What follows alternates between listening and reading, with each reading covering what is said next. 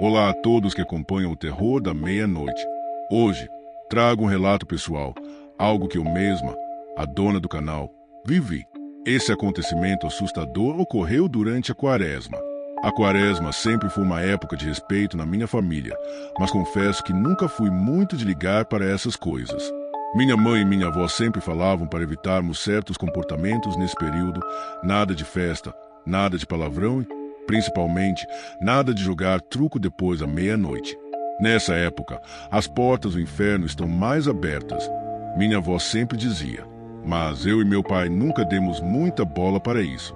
Naquela semana, fui passar uns dias na fazenda do meu pai. Não quero falar onde estou mais, na região de Minas Gerais. Eu sempre gostei de estar lá, de mexer com os gados, de sentir o cheiro da terra molhada depois da chuva. Fazenda é um lugar que nunca para. Sempre tem cerca para arrumar, garrote para patar, e a lida nunca acaba. Naquela noite em especial, trabalhamos até tarde. Estávamos ajeitando uma cerca, porque no dia seguinte íamos comprar mais gado. O suor escorria na testa e as mãos já estavam calejadas, mas finalmente terminamos. Voltamos para casa exaustos, tomamos um banho rápido e nos sentamos para jantar. Minha mãe fez um feijão tropeiro daqueles de dar gosto, e minha avó, sempre religiosa, olhou para a gente e avisou: nada de jogar truco hoje. Estamos na Quaresma e vocês sabem que isso não é brincadeira. Eu e meu pai só trocamos o olhar e demos risada. Claro que não íamos parar. Convidamos os peões para uma rodada de truco. Depois do jantar, já estávamos sentados em volta da mesa, com o baralho na mão, prontos para começar o jogo. E foi aí que começou o piseiro. Cartas batendo na mesa, gritaria, gargalhadas altas. Truco, 6, 9, 12. Truco, desgraça. O jogo pegou fogo. A cachaça já tinha sido aberta e ninguém queria perder. A cada rodada, a zoeira aumentava. Minha mãe e minha avó desceram as escadas de novo, preocupadas, mandando a gente parar. Parem com isso. O diabo ronda na Quaresma. Minha avó esbravejou, com o terço na mão. Mas a gente só ria. O jogo seguiu e a confusão continuou. Foi então que algo muito estranho aconteceu. Do nada, o ar ficou pesado. Sabe quando o tempo muda de repente? O cheiro de terra e fumo da casa foi substituído por um odor forte e enjoativo de enxofre. Mas não era um cheiro normal. Era podre, sufocante, como se algo estivesse apodrecendo bem ali do nosso lado. De repente, escutamos um barulho alto na janela. Um baque seco, como se alguém tivesse batido a mão com força no vidro. Todo mundo parou. O silêncio tomou conta da sala. O único som era o do vento do lado de fora, passando pelos buracos da casa e assobiando de leve. Eu ia me levantar para ver o que era, mas antes se pudesse fazer qualquer coisa. A voz veio, alta, rouca, rasgada. E 6, e 6, e 6. Na mesma hora, meu coração disparou. Olhei para a janela e vi a coisa. Era alto, muito alto, e a pele parecia queimada, vermelha e negra ao mesmo tempo. Os olhos eram duas brasas vivas, e os dentes afiados refletiam a pouca luz da lamparina. Os chifres eram retorcidos, como os de um carneiro velho, e as mãos eram longas, com garras encardidas e quebradas. Não era gente. O demônio tinha aparecido. A mesa virou, e foi peão pro chão, cadeira voando, baralho espalhado. Ninguém conseguia falar nada. O terror era absoluto. O bicho riu de novo, batendo as garras na janela. E 9, e 12, e truco. A voz era como um trovão rasgando o céu. Uma mistura de riso, grito e gemido de coisa que não devia estar nesse mundo. Os peões correram. Alguns tropeçaram. Um puxou o revólver, mas a mão tremia tanto que nem conseguiu segurar direito. Minha mãe e minha avó desceram as escadas correndo, gritando. Eu disse para não jogarem na Quaresma. Minha avó se ajoelhou no chão, segurou o terço e começou a rezar, gritando Ave Marias como se fosse a única coisa capaz de segurar aquilo ali. Minha mãe segurava uma imagem de Nossa Senhora e tremia tanto que mal conseguia falar. O bicho continuava ali, batendo na janela, rindo e gritando truco. As batidas na madeira faziam a casa inteira tremer. O cheiro de enxofre estava insuportável e eu sentia meu estômago revirar. E então veio o silêncio. Parou de gritar. Parou de bater. O tempo pareceu congelar. A lamparina piscou, e foi então que ouvimos o último som. Um estrondo seco. Uma explosão negra, como se a própria sombra tivesse engolido tudo. E ele sumiu. Ficamos ali, paralisados, ouvindo apenas nossa própria respiração ofegante e o choro abafado da minha mãe e da minha avó. Ninguém falou nada por minutos inteiros. O único barulho era o da lamparina tremendo levemente no móvel. Depois daquela noite, nunca mais jogamos truco na quaresma. E até hoje, se escuta alguém gritando truco, à noite, o cheiro de enxofre parece voltar.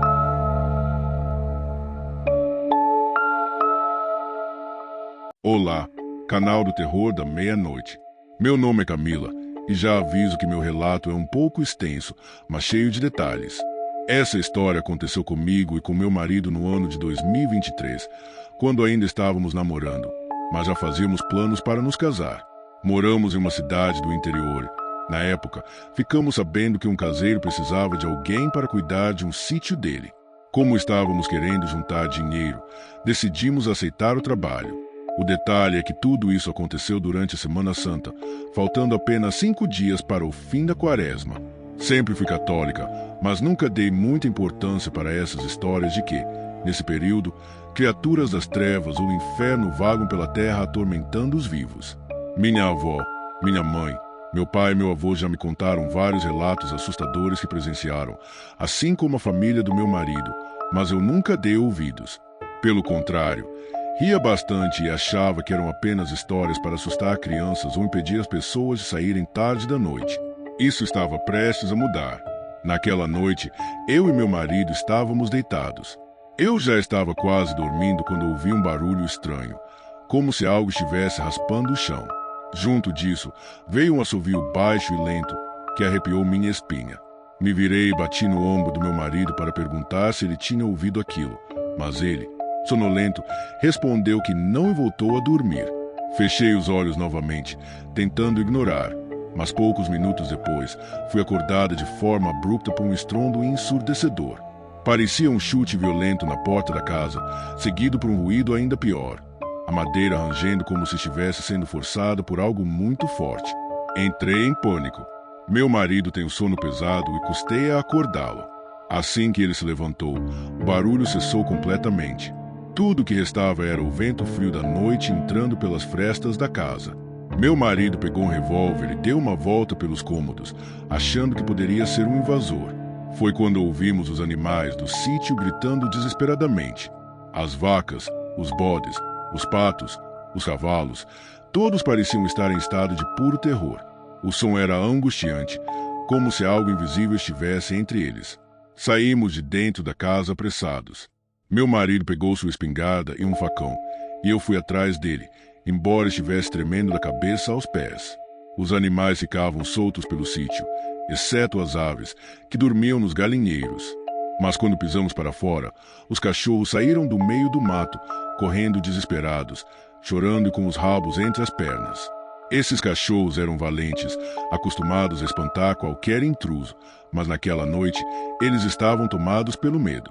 Eles se encolheram atrás de mim, tremendo. A lua cheia iluminava bem quintal, mas havia algo errado com a noite. O ar estava denso, pesado e parecia cheirar a ferro queimado e enxofre. Meu marido estava visivelmente assustado e mandou que eu entrasse em casa. Eu não quis desobedecer. Os cachorros entraram comigo e se encolheram embaixo da cama e das cadeiras. Meu marido trancou tudo e veio para o quarto comigo.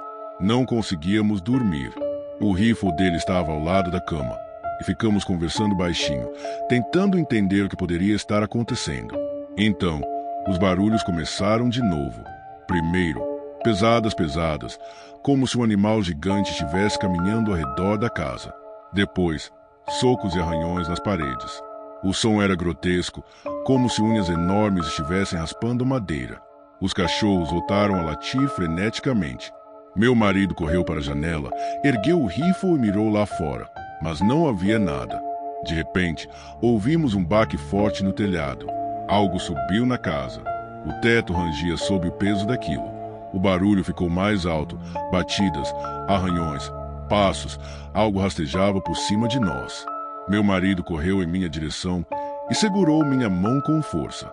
Até então, eu nunca havia rezado antes de dormir, mas, naquela noite, rezei com tudo que tinha. Juntos, começamos a rezar o Pai Nosso, a Ave Maria, a oração do Credo e os Salmos. E então, como um estalo, tudo parou. O barulho cessou. O silêncio era tão profundo que até os grilos pararam de cantar.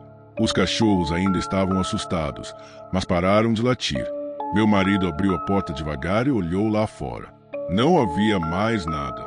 Nenhum sinal de pegadas, nenhum arranhão na madeira. Mas eu sei o que eu vi. Sei o que eu senti. Depois daquela noite, passei a respeitar a Quaresma. O que quer que estivesse lá fora não era humano. Há quem diga que, nesse período, os portões do inferno se abrem, permitindo que coisas terríveis cruzem para o nosso mundo. E agora, eu acredito.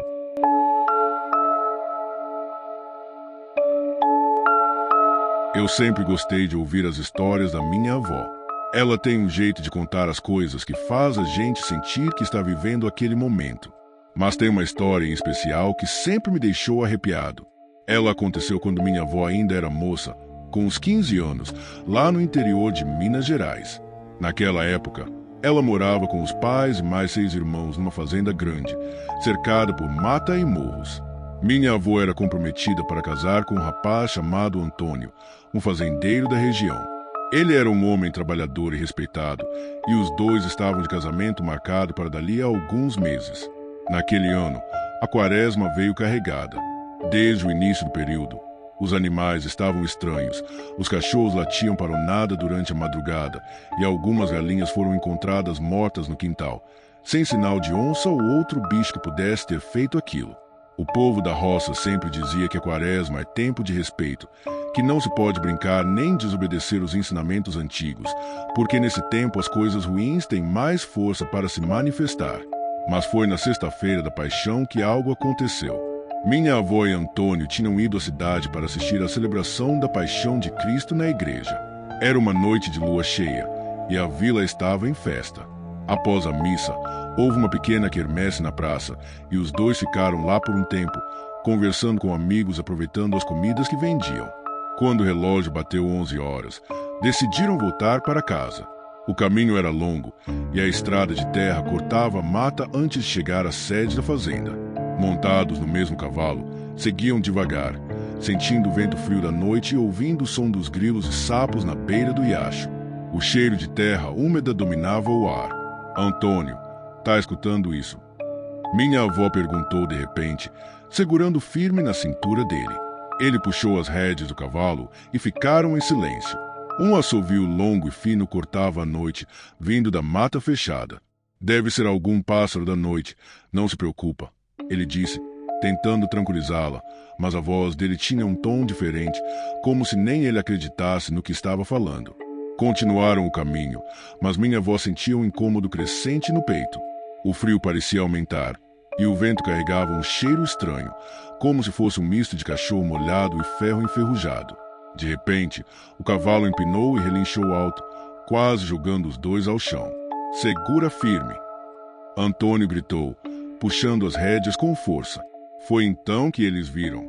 Do outro lado da estrada, entre as sombras das árvores, uma criatura enorme e disforme estava parada, observando-os.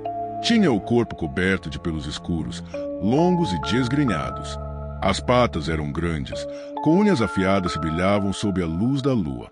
O rosto era uma mistura entre homem e fera, com um focinho longo e olhos vermelhos como carvão em brasa. E estava rosnando. Minha avó sentiu o coração gelar. As mãos dela tremiam ao apertar Antônio. O cavalo não parava de relinchar e dar passos para trás, querendo fugir dali. "Meu Deus do céu, é o lobisomem!" Antônio murmurou, com os olhos arregalados. A criatura deu um passo à frente e um estalo seco ressoou no chão de terra. O bicho estava se aproximando. Foi quando minha avó, num último ato de desespero, puxou do pescoço um pequeno terço de prata que sua mãe havia lhe dado e o segurou bem alto. "Senhor, tenha piedade de nós." Ela gritou, com a voz embargada de medo. O lobisomem estancou no mesmo instante. Soltou um uivo longo, que fez-o a tremer ao redor deles, e deu um salto tão alto que desapareceu entre as árvores, deixando apenas o barulho das folhas se movendo violentamente. Sem esperar mais nada, Antônio chicoteou o cavalo, que disparou a galope pelo caminho, correndo como se também soubesse do perigo que tinham acabado de escapar. Chegaram à sede ofegantes e suados, mesmo com o frio da noite. Minha bisavó, ao ver o estado da filha, correu para pegá-la nos braços. "O que aconteceu, menina?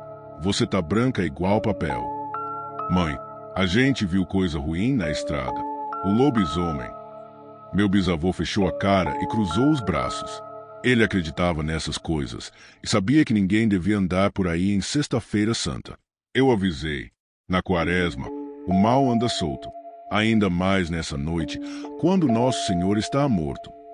Naquela noite, minha avó dormiu no quarto junto da mãe e, pela primeira vez, pediu para que deixasse uma vela acesa ao lado da cama. No dia seguinte, encontraram pegadas estranhas na terra perto da porteira. Pegadas de um animal grande, que pareciam se transformar em pegadas humanas.